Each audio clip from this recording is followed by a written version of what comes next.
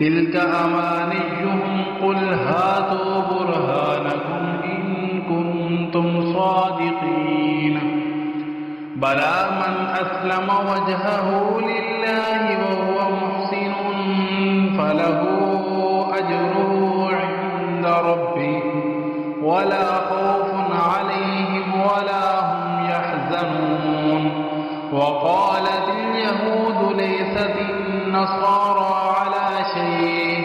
وقالت النصارى ليست اليهود على شيء وهم يتلون الكتاب كذلك قال الذين لا يعلمون مثل قولهم فالله يحكم بينهم يوم القيامة فيما كانوا فيه يختلفون